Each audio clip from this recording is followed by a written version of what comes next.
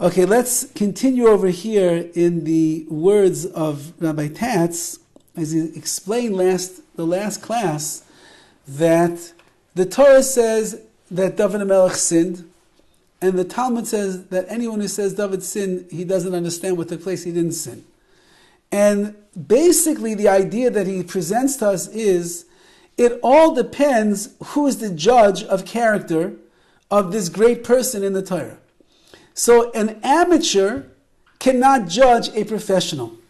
A janitor cannot judge the boss of the company. The medical student who never did a single brain surgery in his life cannot judge the mistake of the expert brain surgeon. Only someone that's on the same level as that person has a right to present his judgment or his criticism or his opinion, because they are on the same page. But if this person's up here and the other person is down here, the one down here has no right to come and offer his criticism of that person. And therefore he writes, when Dovid HaMelech chose his course of action. Now, what did Dovid HaMelech do? Basically, he was walking past his window and he looked out and he saw a woman by the name of Bathsheba. And Bathsheba was bathing, and it's unclear exactly how much he saw or didn't see, but he saw that there's a beautiful woman that was there. And he decided, as I'll let Rabbi Tatz explain it, that he says like this, that when Dovid HaMelech was aware of the cosmic issues and the relevant risks of benefit, he was operating at a level that was way beyond our capacity to grasp. And therefore it's inappropriate for a lesser being like ourselves to criticize him. If they do, meaning if you and I would say, oh, David, how could he have done such a thing? We're certainly making a mistake. He sinned indeed, because that's what the Torah says, but only the Torah can tell us that he sinned. So now, here he explains what the sin was. David saw Bathsheba bathing. He didn't see a woman, not in our minds. If you would look into somebody's window and you would see a woman naked bathing, what would go through your mind? That's not what he saw. He saw that this woman is to be the appropriate partner for him, and that he saw that in the depths he saw in his soul of prophecy that he had, that this woman was destined to become his wife. It wasn't like he's a peeping Tom and he sees a woman of who's not dressed appropriately and he starts getting excited, I want to marry her. David saw deep into who this lady was, and he understood in his level of Ruach HaKodesh, a prophecy that he had, that she's the one that is destined to become his wife. In fact, as we see, they got married. Who was their son? Shlomo, King Solomon. Shlomo ends up being the predecessor of Mashiach. So that means that what? That the son that was born from the union of this marriage, which the Torah is calling sinful, is going to end up being the predecessor of Mashiach, of the Messiah. So how is it possible, if this is such a vulgar act of sin, how is it possible that HaKadosh Baruch Hu is going to bring Mashiach from that? So David was aware that Bathsheba was divorced at the time, because the rule in the Davidic army was that any soldier who goes out to battle must give a get to his wife, because just in case he is going to die in battle and they can't find his body, they want to make sure that the wife doesn't become what's called an aguna, a woman who doesn't know the status of her husband and her marriage anymore, and she can never get married. So therefore, every single soldier, when they went out to battle, would leave his wife with this get, so that she would technically be divorced while the husband was out of battle. Therefore, in case he never returned, she was able to go and get remarried. Dovid HaMelech knew about this, that her husband Uriah, who was the husband of Bathsheba, already divorced his wife before he went out to battle. And Uriah went out to the battlefront, and David had given orders that made it inevitable that Uriah is going to end up getting killed in the front lines. However, it wasn't David's intention to kill this man in order that he could take this person's wife. What happened? Really, Dovid wanted the other thing to happen.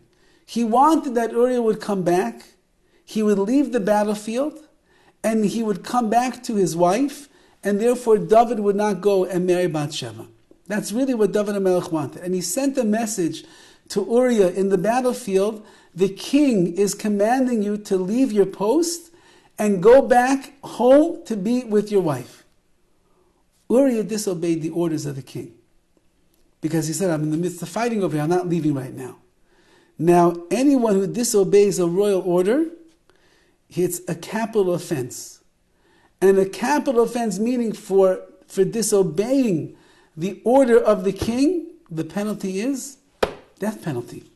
And therefore, instead of bringing Uriah back to the palace and executing him, he put him into the front line of the battle over there, so that it would be almost inevitable that he's going to end up getting killed, but he'll die an honorable soldier's death in battle, instead of being hung or executed in another way. And that's exactly what happened. So Dovid HaMelech has there's a lot going on, but yet everything is working the entire time through the lens of halacha, through the lens of Jewish law. So when the events of this story are seen clearly, it's really hard to see, what did Dovid do that was wrong? What's his sin? And the truth of the matter is, if you look in the Mefarshim, you look in the commentators over there, they're all trying to figure out, what was he so guilty about? And yet, whatever it was, on David's supernal level, a serious error was committed. So serious that the Torah brands it in extreme terms, and David spent the rest of his life doing tshuva over the Maisa of Bathsheba. So if we look from the outside looking in, so you see all of the painstaking details that Dovid HaMelech took to try to make this situation the best way possible. So he didn't really do a sin. The woman was divorced at the time of marriage. Her husband was dead, killed on the front lines. He knew in his divine prophecy that he had that this woman was destined to become his wife, and from them is going to come Shlomo HaMelech, and Shlomo is going to end up becoming Mashiach eventually. Nevertheless, for Dovid HaMelech, on his madrega, on his level, it's considered to be a sin. And that means that even though that Bathsheba was destined for him, and that Mashiach was going to be born from them, and despite all the technical requirements that allowed him to make sure that he did not infringe on the Torah at all, nevertheless, an error was committed, and Dovid HaMelech sinned on his level, on his hair's breadth level of sin. So despite the range of his cosmic vision that showed him how Jewish history was to progress to this woman at the highest level of sanctity, knowing that the stakes were as high as they could be, at his level he sinned in some way, and the Torah castigates him in extreme terms. Those terms are entirely appropriate, and the criticisms are leveled against one of extreme greatness, and the standard that is expected of such individuals is sublime. The Torah expects that Dovid HaMelech is going to act flawlessly. And even though that Dovid HaMelech, under the circumstances, really, according to the letter of the law, did nothing wrong, but for the level that Dovid is on, it's a sin, it's something wrong, and therefore he's going to be held accountable for that. And he felt so much remorse after the fact that he spends the rest of his life tshuva, please Hashem, forgive me for the mistakes that I made.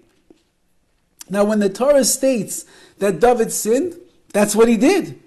Now when the Talmud, when the Gemara comes along and says that whoever says David's sin is making a mistake, the Talmud is also correct. Because who's the one, from the vantage point of the Talmud, that's criticizing over here? We who are down here in this world have no right to criticize Dovid HaMelech that's in that zenith of ruchnius, of spirituality. And therefore, if I, in 2023, would say, oh, David, he sinned, how could he do such a thing? It's a chutzpah to say that because I don't understand the level of Dovid HaMelech. The Torah, which is higher than the level of David, which is the Das Elokis, is the mind of HaKadosh Baruch Hu. If the Torah wants to criticize David, and point out his error, even though it's so minuscule and small, the Torah is allowed to do such a thing. And it's expected to do such a thing. There's no whitewashing of sin over here, according to the Gemara. Just a reminder that we're an amateur and we have no right to judge the professional. We can't judge Dovid HaMelech. Now this is the principle that underlies all of Torah judgment. The Torah states stark reality. It pulls no punches, because when the Torah blatantly criticizes its heroes, its criticism is perfectly matched to their culpability. The Torah can point out a mistake that Moshe Rabbeinu made. He got angry, he hit the rock. The Torah can say, that's it, you lost your schus to go to Eretz Yisrael. The Torah can say that. But if you or I would end up hitting that rock in front of a nation of complainers and water came out, nothing, you did nothing wrong. You're tzaddik, you did nothing wrong. It's only the Torah which understands the level of Moshe Rabbeinu that can say such things. And therefore, relative to our level, their errors were subtle in the extreme. The mistakes of Dovid was very, very subtle. Fine errors of judgment far removed from the gross versions that present themselves to our coarse imagination. In our mind, we've got like some rated R movie going through our head.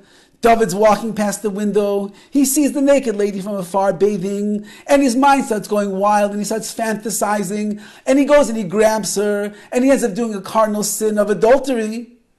Chas v'chalila. Nothing of the fact. Dovid HaMelech was living in a world of heightened spirituality.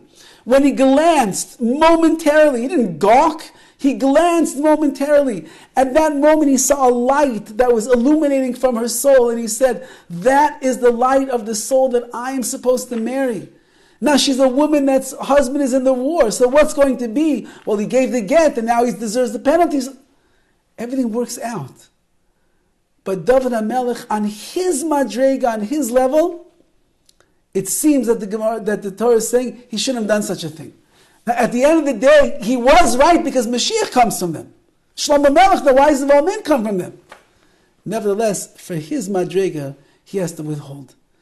We, who are on the low over here, we have no right, the Gemara is saying, and that's the Gemara in the Gemara's times. That means the Gemara is going back 1800 years. Amoraim, Tanoim, they were giants of spirituality, giants of Torah, giants of tzidkus, of righteousness. And even they were too small to criticize Dovid HaMelech. Alachas kama v'kama, certainly for ourselves, we are way too small to be able to criticize the ways of Dovid HaMelech. Now, this is the way that he's answering this part. Then we're going to have to get to the generation of the midbar, of the desert, and see what they did wrong. And we'll continue to use this to understand how the Bechira of the greatest people of all time ended up working either for their benefit or sometimes we see for their detriment. Have a wonderful day, everyone.